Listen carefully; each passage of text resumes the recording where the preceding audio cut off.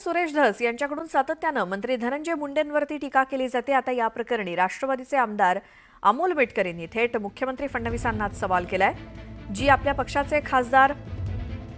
आपल्या पक्षाचे आमदार श्री सुरेश धस यांनी काल परभणीमधील मुकमोर्चामध्ये क्या हुआ तेरा वादा अजितदादा अशा प्रकारे वक्तव्य करून आदरणीय अजितदादांविषयी जी काही गरळ ओकली त्याबद्दल आपण त्यांना जाब विचारणार की त्यांचा बेभान सुटलेला बैल आणखी मोकाट सोडणार असा सवाल अमोल मिटकरींनी केलाय देवेंद्र फडणवीसांना।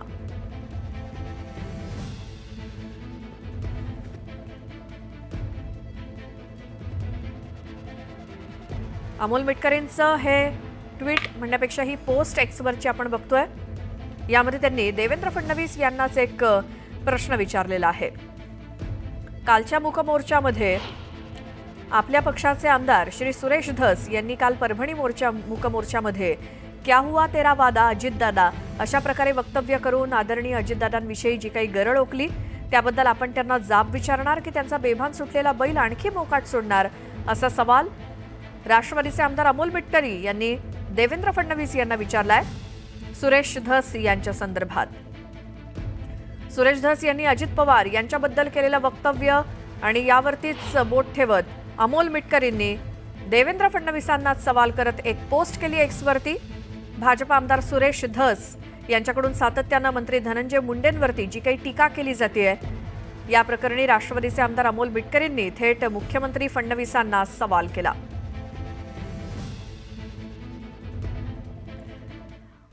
तर राष्ट्रवादीचे प्रवक्ते सूरज चव्हाण यांनी देखील धनंजय मुंडेंवरती करण्यात आलेल्या आरोपांवरून टीका केली। स्वर्गीय संतोष देशमुख यांच्या हत्येवरनं आमदार सुरेश धस जाणीवपूर्वक राजकारण करतायत। परभणीच्या सभेत अजितदादांना क्या हुआ तेरा वादा म्हणून दादांना प्रश्न विचारणाऱ्या सुरेश धसांना माझा प्रश्न आहे की आरोपी स्वतःहून आत्मसमर्पण करतायत, मग गृह खातं काय झोपा काढतंय का? निष्पक्ष चौकशी होईल म्हणून तुमचा गृह खात्यावरती आणि गृहमंत्र्यांवरती विश्वास नाही का? स्वर्गीय संतोष देशमुख प्रकरणात राष्ट्रवादी काँग्रेस पार्टीचा एक जरी नेता कार्यकर्त्या चौकशीमध्ये दोषी आढळला तर अजितदादा त्यांच्यावर कारवाई करायला गय करणार नाहीत असं म्हणत सूरज चव्हाणांनी सवाल केला।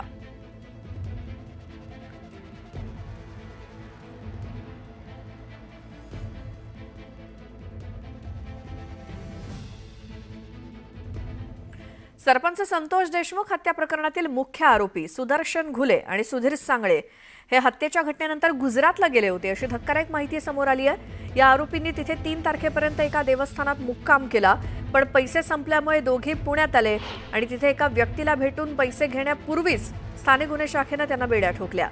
हे आरोपी 26 दिवस पोलिसांना गुंगारा कसा देत होते याची उकल पोलीस तपासात केली जाते। एसआयटी प्रमुख उपमहानिरीक्षक बसवराज तेली यांनी या 3ही आरोपींची कसून चौकशी केली। यामध्ये नंतर सीआयडीच्या अधिकाऱ्यांनी सहभाग नोंदवत प्रश्नांची सरबत्ती केली आणि त्याची उत्तरं देताना 3ही आरोपींना घाम फुटल्याची माहिती पोलीस सूत्रांनी दिली।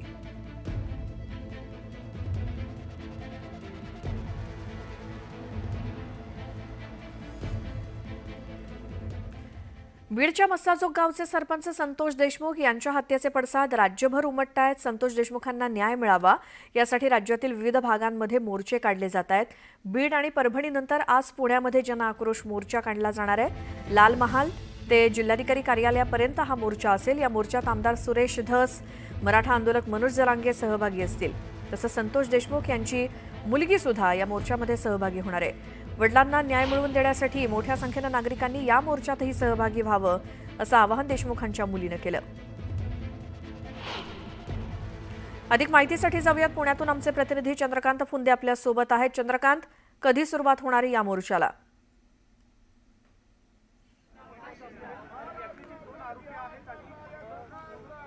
श्वेता, आता लाल महल चौकात सगळे मोर्चेकरी जमलेले आहेत।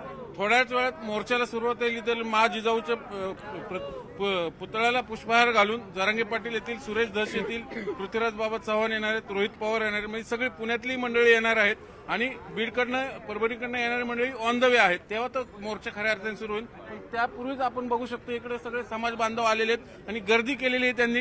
आणि हे सगळ्यांची मागणी एकच आहे की फाशी द्या, फाशी द्या। काय मागणी काय? महाराष्ट्र हा फुले शाहू आंबेडकरांचा महाराष्ट्र आहे। हा मोर्चा केवळ संतोष देशमुखांबरोबर आमचा एक बंधू जो संविधानाचं रक्षण करतो सोमनाथ सूर्यवंशी त्याची सुद्धा निर्गुण हत्या या पोलीस स्टेशनमध्ये झालेली. त्यामुळे गृहमंत्री आणि मुख्यमंत्र्यांवर आमचा विश्वास नाही. त्यांनी किती SIT नेमून द्या, किती CIDचे पोलीस लावू दे, त्यांच्यावरती विश्वास नाही. याची CBI एन्क्वायरी झाली पाहिजे. आणि हा मोर्चा कुठल्याही जाती विरोधात नाही, तर हा शोषण करणाऱ्यांच्या विरोधातला मोर्चा आहे. त्यामुळं प्रसार माध्यम असतील, सोशल मीडियाच्या दोन्हीकडच्या जे समाज बांधव आहेत त्यांनी हे लक्षात घेतलं पाहिजे की हा जाती विरोधात नाही, शोषण करणाऱ्यांच्या विरोधातला हा मोर्चा आहे. हा आयोजक कोण कोण आहे ह्याच्यासाठी आयोजक सर्व धर्मीय पुणेकर आहेत. असा मोर्चा पहिल्यांदाच पुण्यात निघत आहेत की सगळ्या पक्षातील फक्त भाजप सोडून. आणि विशेष म्हणजे सांगावं, ज्या संतोष देशमुख भाजपाचे प्रमुख होते, जे देशमुख भाजपाचे सक्रिय कार्यकर्ते होते, त्यांच्या हत्येच्या निषेधार्थ मुख्यमंत्र्यांपासून बूथ अध्यक्षपद एकानेही निषेध नोंदवला नाही. हिंदुत्ववादी संघटना इतर वेळेस बोंबा मारत रस्त्यावरती हिंडतात, उद्रेक करतात. आज एकही हिंदुत्ववादी संघटना याच्यामध्ये नाही. हे आम्ही पुणेकरांनी या ठिकाणी आज जाणून घेतलेलं आहे. जिथं जिथं हिंदू म्हणायचं आणि सातत्यपूर्ण जेव्हा आपल्या आज शोकांतिकाची बाग आहे, एका भाजपाच्या पदाधिकाऱ्याचा खून होतो आणि पुणे शहरात भाजप पक्ष वाढवण्यासाठी सभासद नोंदणी कार्यक्रम घेतोय. याच्यासारखी मोठी शोकांतिका नाही. ही अपेक्षित भावपूर्ण श्रद्धांजली त्यांना ते वाहत आहेत का आमचा प्रश्न आहे. म्हणजे देशमुख पुतळ्याविषयी भाजप कार्यकर्त्यांना मला हेच विचारायचे. आज जे कोणाला सोडणार नाही, सीएम म्हणतात, सीएम बोल बच्चन आहेत, सीएम बोल घेवडे आहेत. सीएम पहिल्या मीटिंगमध्ये धनगरांना आरक्षण देणार होते, मराठ्यांना आरक्षण देणार होते. सीएम काही करत नाही, बोलाचीच कडी, बोलाचाच भात. त्यामुळं आमची सीबीआय एन्क्वायरी करावी आणि सीबीआयनीच याचा तपास करावा असं आमचं स्पष्ट मत आहे. महाराष्ट्राच्या जनतेच्या मनात पडलेला एक सर्वात मोठा प्रश्न म्हणजे पोलिसाचं अपयश. लोकांच्या मनात हा प्रश्न आहे की सिंगम हा फक्त चित्रपटामध्ये आहे का? सिंगम गेला कुठं? संतोष देशमुखांच्या हत्येचा जर निषेध करत नसेल तर त्याच्यावर कारवाई करणार कोण? आणि सर्वात मोठा प्रश्न महाराष्ट्राचे गृहमंत्री महाराष्ट्राचे मुख्यमंत्री झाले तेव्हापासून या घटनेला आज 25-26 दिवस पूर्ण झालेत. महाराष्ट्राचे मुख्यमंत्री म्हणून, प्रथम नागरिक म्हणून देवेंद्र फडणवीसांनी त्या संतोष अण्णा देशमुखांच्या घरी जाऊन भेट द्यायला पाहिजे होती. एकनाथ शिंदे सत्तेसाठी गुवाहाटी सुरत मार्गे तिकडे जाऊ शकतात, पण एका मराठ्याच्या गोरगरिबाच्या लेकराच्या हत्या झाल्यानंतर बोलू शकत नाहीत. वाईट शोकांतिका, जी जनाक्रोश आहे, जी सर्वसामान्यांचा जनाक्रोश त्या ठिकाणी उद्रेक होतोय की जो मेन गुन्हेगार म्हणजे की जो सुरेश दसांच्या भाषेत म्हणलं की जो आका आहे तो लवकरात लवकर पकडला गेला पाहिजे. जो आका मास्टर माइंड त्यामध्ये वाल्मिक कराडच शरण आलेला आहे. वाल्मिक कराडच त्या ठिकाणी मेन मास्टर माइंड त्या ठिकाणी घटनेचा आहे. वाल्मिक कराडची त्या ठिकाणी ऐका ना, धनंजय मुंडे जर मंत्री, ऐका एक सेकंद, धनंजय मुंडे कॅबिनेट मंत्री आहे आणि वाघापुडी शेळी सारा पाणी खाती का? कॅबिनेट मंत्री धनंजय मुंडेला केलंय, पालकमंत्री कोणाला करसाल, पण कॅबिनेट मंत्र्यानं जर आदेश दिला CIDला की तिथं फक्त माझं नाव वगळ किंवा वाल्मिक कराडचं नाव वगळ मुंडेंची राजीनामा मागणी. धनंजय मुंडेचा राजीनामा आणि त्यांचा आज तुम्ही जर बघितलं संतोष देशमुखांची ज्या पद्धतीने निर्गुणपणे हत्या झालेली आहे, तर हा जन आक्रोश मोर्चा आम्ही पुण्यातनं काढलेला आहे आणि धनंजय मुंडे यांनी राजीनामा दिलाच पाहिजे.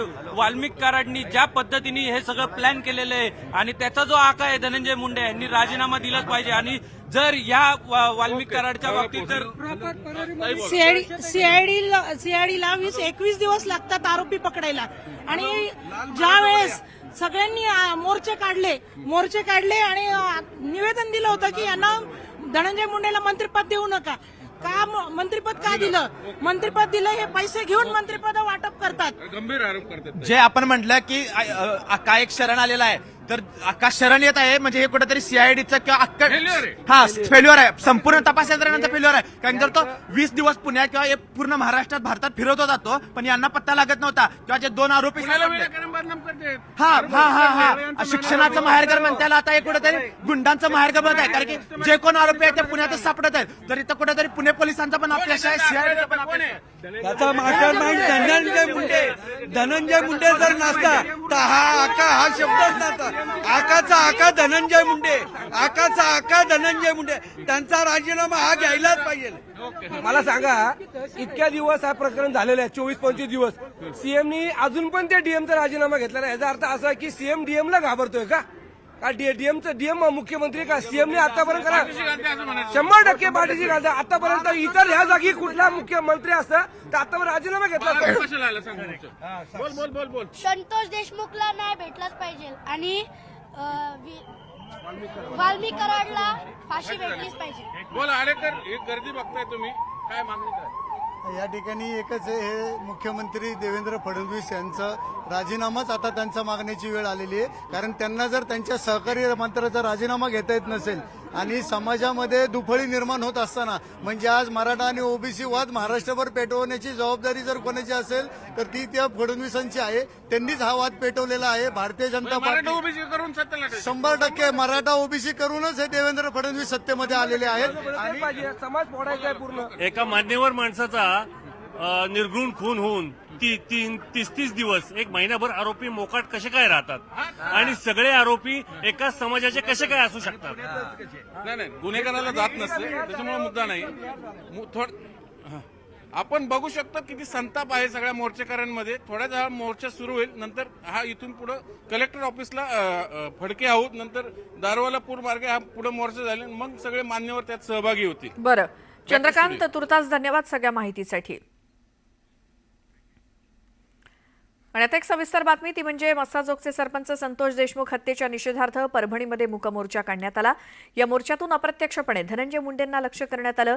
विशेष म्हणजे केवळ मनोज जरांगे किंवा विरोधकच नव्हे तर भाजपचे आमदार सुरेश धस यांनी देखील या मोर्चामध्ये सहभागी होत मुंडेंसोबतच अजित पवारांवर टीका केली. त्यामुळे आपल्या मित्रपक्षाला लक्ष करण्यामागे धस आणि त्यांचा पक्ष असलेल्या भाजपची नेमकी रणनीती काय, असा सवाल उपस्थित होतोय.